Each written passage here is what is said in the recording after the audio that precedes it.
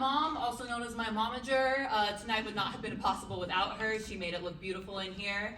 And thank you to Ben and Daniel and the whole library team for helping me out, as well as Holly and the whole catering team. You guys have been super great, super awesome. I really appreciate it. And most of all, I want to thank all of you here tonight. It really means the world to me. You have no idea. Being a writer is the only thing I've ever wanted to be. Well, that's not quite true. I wanted to be a movie star cowgirl, and I haven't written that off quite yet, but after that, the only thing I ever wanted to be was a writer. I've been chasing this dream for as long as I can remember, and it's taken many, many shapes over the years, some with bigwig agents and million-dollar book deals and bidding wars, but I can honestly say there's no other way I would have rather done it. I did this for me, for my younger self, and it was with all the love and support in this room that I was able to do it at all. Thank you so much for supporting Titan Academy. And yes, I promise to sign every copy, as long as you guys promise not to sell them on eBay when my first editions are worth thousands. Titan Academy was a labor of pure love. After querying 3 separate finished novels and racking up over 100 rejections for each, I started writing Titan Academy, and I knew that this was going to be my debut novel. I've always wanted to write a superhero book. The first that I ever remember writing was in a blue 1/4-inch binder that I bought from the Yorba Linda Middle School store, and it was about a 6th grader who was a superhero, and her classmates knew about it, but the substitute teacher did not. Spoiler alert, the substitute teacher was one of the villains and wouldn't let her leave to go help save the world. And how did this 6th grader get calls during school, you ask? Was it a bat signal? No. Was it over the office intercom? No. Was it a cell phone? Also no. This 6th grader had a pager in 2006. But then I went on to write other things, mostly fan fiction, some of it original ideas about shape-shifting dragons and monster hunters and everyone's favorite, werewolves. It wasn't until my dad took me to see the first Iron Man in theaters that superheroes really engraved themselves in my heart. I'd always been a fan, reading comics and watching the cartoons and whatnot, but seeing the first Iron Man in theaters, game changer. I started and stopped maybe a dozen superhero projects, some origin stories, some ensembles, and one that was suspiciously similar to The Amazing Spider-Man. Some of the characters in Titan Academy are main characters from projects long abandoned but never forgotten. Titan Academy itself is the Frankenstein story of sorts, because Honor and her sisters have been with me for a very long time. I tried to write the origins of Honor and her sisters and stalled out, so I put that on hold. Wrote other things, queried some of those things, got rejections for all of those things, and then came Titan Academy. Then it was all sunshine and rainbows and smooth sailing from there on out the end. No, I'm kidding. Titan Academy did not come easily, but I knew it was right, so I put pen to paper, stopped, realized I had written from the wrong point of view for 30,000 words, started over, started again. And then Charlie came into the picture, and then things really started to flow. Titan Academy itself is a book about pursuing your dreams. No matter how big or impossible, and despite what anyone else may say, at the end of the day, and at the root of all things, simply wanting something is more than enough reason to reach out and grab it. You don't always need a noble reason or an explanation deemed good enough by a jury of your peers. Your desire is enough. Your hopes and dreams are enough. You are enough. I hope you get out of this book some of what I put into it. Some of the love and hope and determination and grit. If you get even just a little, this book will have been a success. Thank you so much. I love you all. Or myself, if you have a question while you're in the audience, you can raise your hand and ask as well, but I do have some written and ready. What was the hardest part of the publishing process? All of it.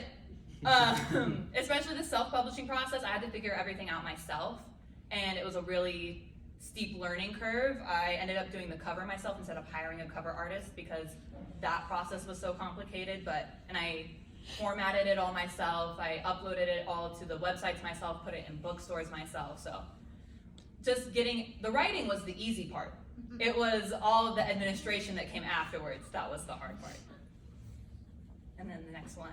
How did you get inspired to write Titan Academy? Did you expect this to inspire you in such a big way? Also, I appreciate that everyone wrote congrats at the end of their questions. Thank you. Titan Academy, like I said in the speech, was like, I've always wanted to write a superhero novel, and it didn't hit me until I was really watching My Hero Academia with my brother Kaz, that I was like, oh wait, I can put superheroes in a school? That's the setting. I was like, combining Marvel and Harry Potter, sweet spot. That's perfect. And I did not expect it to inspire me personally in such a big way, but the more I wrote and the more of myself I put into Honor and Charlie, the more personal it became, and it really is truly near and dear to my heart now. That's right. Heard you'll be releasing different versions. Is this true? Never say never. There are no current plans, but I do want a special edition hardback at some point, and of course there's a sequel coming out soon, so there will be more to come. Writing a book is hard. Preach. What was the most frustrating part of the process? What, if anything, did you wish you did differently? I think drafting-wise, I love the drafting process. I love just writing and spitting out, even if it's pure crap on the paper. It's the editing that really gets me. I did hire a professional editor, Frankie. She's here in spirit tonight. I adore her. She's one of my favorite people ever. But the most frustrating part is definitely the editing, because Frankie, in the most kind way possible, she's really an angel, told me, this is not good. You need to change this. This could be better. And I'm a big baby when it comes to that. So I was like, I obviously want you to tear this to shreds, make it as good as it can possibly be, but please put it in a compliment sandwich. And she did that for me, and I was really grateful. But editing was really, really hard. How many words do you write per minute? If I already know what I'm writing, I can clock in at about 120 words per minute, with nails. Yeah. How many books are in the series? Right now, I have plans for 7 books in the series. That's the amount of time you spend at Titan Academy. So you start when you're 15, and you graduate when you're 21 or 22, depending on how old you are when you go in. But so we're gonna follow the kids through their high school superhero career. How long did it take you to write Titan Academy? Titan Academy, the draft took about 5 months, but I was also on cruise control. I wasn't in a rush. It was just for me at that time. And the actual drafting process, I also planned out the whole series while I was writing the first book, so I could plant Easter eggs. There are Easter eggs in the first book for how the whole series is gonna go if you can catch them. But the first draft took about 5 months. And then I think the sequel will be much shorter than that, because I know exactly where I'm going, I have a roadmap, and now I'm on the clock, because now I got people waiting on me. Is there going to be a sequel? Yes. What is your favorite character? Such a hard question, because I love all of them like my children so dearly. But I do think that Charlie has a very, very special place in my heart. I always thought when I first started writing, and for those of you who've already started, Jack was originally the main character for the student side. And I didn't think Charlie was gonna be so special to me. I thought it was going to be Honor was gonna be my girl through and through for the whole series, but I think it's Charlie. What is your favorite part of the book? The book itself. My favorite parts of the books are all spoilers, and I know not everyone has finished it, which is totally cool, but I think at the end, Charlie and Jack have a moment. And if you've already read it, you know what that is. And when you get there, you'll know what it is. But Charlie and Jack have a moment towards the end, and I think that's my favorite. And then who is your favorite character and why? Still Charlie, but as for the why, I think, to get a little mushy about it, I think Charlie reminds me a lot of younger McKenna. She's loud, she's abrasive, she's a little bit of a bitch. Preach. But I love her for it, and she's unapologetic about who she is, and she protects her friends and her family, and she always wants to do the right thing, so I love that about her. Do we have any other questions? Nancy? What did you learn about yourself as an author or as a person going through this process? That's an excellent question.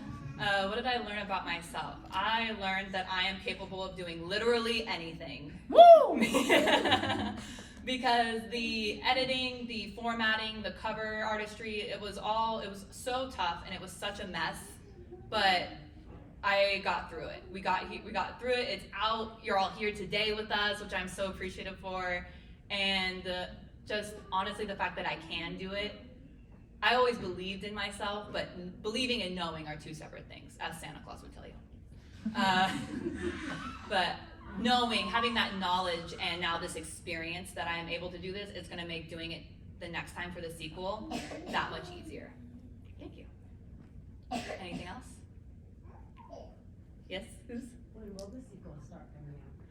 What an excellent question. I'm sure everyone's dying to know. I do not have a timeline as of yet. I can, however, tell you it will not come out around Christmas time. Yes, that girl's in the back. How are you getting, I know there's word of mouth, how else are you promoting or getting the word out about your book? Good question. How am I marketing and promoting my book? Is a lot on social media, trying to go viral on TikTok, still praying for that day. But it's also a lot of word of mouth. So you guys can all be super helpful with that, telling everyone you know about the book. Word of mouth is so powerful in publishing. Publishers can never really predict or control word of mouth, so they never know, they never really count on it as a marketing technique from those bigwig publishers. But for self-published authors like myself, it's huge. That's how some bestsellers are made. I know a lot of my favorite authors did not have a lot of marketing money from their publishers, and it was through word of mouth on social media and through friends and family that they hit the bestsellers list or they went viral. And so you guys can all help me out with that, and I would be super appreciative, as well as leaving reviews on Amazon, BarnesandNoble.com, Goodreads if you use it. Reviews are huge, and it would be doing me a huge, huge solid if you guys all left a review on Amazon. Thank you. Yes, Uncle Jim. How much did your sister contribute to your process and your thoughts and ideas to make this book? Peyton has been a rock and is very supportive, and she didn't complain at all when I told her she wasn't getting a free copy. It's true. It's true. So I'm shout. paying full price. Yeah. Any other questions? Nope. All right. Oh, one more. Do you have any plans for audio? I do have plans for an audiobook. It's a great question. I do want to narrate myself, and so I have to get the equipment, I have to get that all together. And my main concern was getting the book itself out, but I definitely do want to do an audiobook version, and I aim to do that sometime next year. Excellent questions. Thank you, everybody. Is that all? All right. Thank you.